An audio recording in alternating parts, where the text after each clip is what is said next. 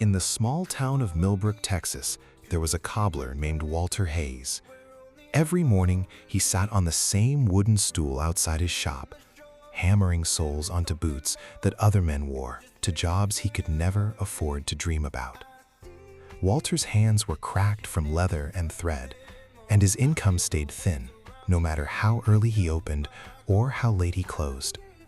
Some months, dinner was just beans and cornbread, and he'd tell his boys, "That's enough for tonight," even when it wasn't. He had two sons, Michael, steady and careful, and Daniel, restless and curious. Walter wanted better for both of them. "Get an education," he'd say. "Get a job that doesn't break your back." Michael listened. He studied hard, and at 22, he landed a job at the feed mill, earning a steady paycheck. It wasn't much, but it was certain, and certainty mattered to Michael. He'd watched his father worried too many nights to want that kind of life for himself. Daniel was different. He loved the way the farmer's market buzzed on Saturday mornings.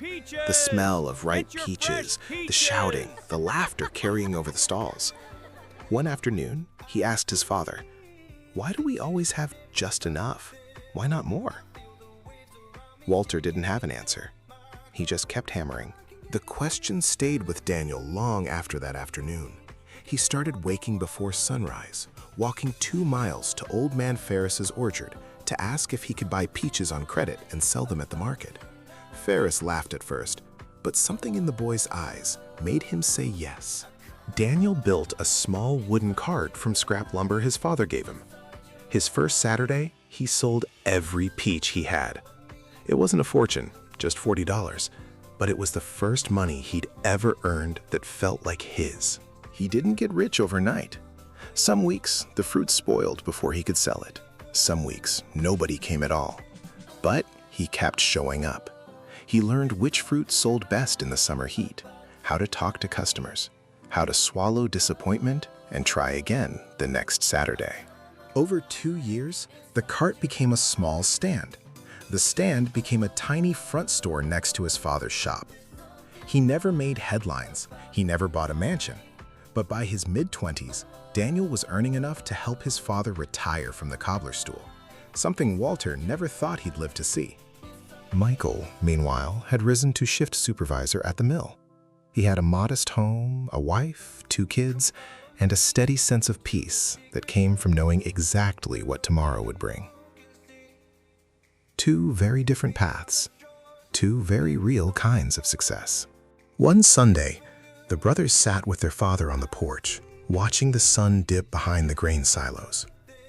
Walter looked at both of his sons, one who found security, one who found courage, and said quietly, "I used to worry I gave you boys nothing.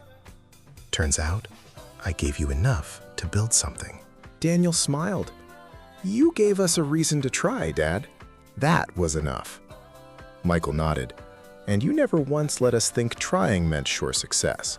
But you also never let us stop." That was the truth of it. Neither brother had it easy. Neither got rich overnight. But both had built something honest with their own 2 hands. One through steady discipline, the other through quiet courage. And both had made their father proud. Success doesn't always look like sudden riches. Sometimes it looks like showing up before sunrise, again and again, until a small risk becomes a real life. There is no single right path, only the courage to walk the one that's true to you. You don't need everything to start. You just need enough courage to take the first step and enough patience to take the next one. What's one small risk you've been putting off? The kind that could quietly change everything.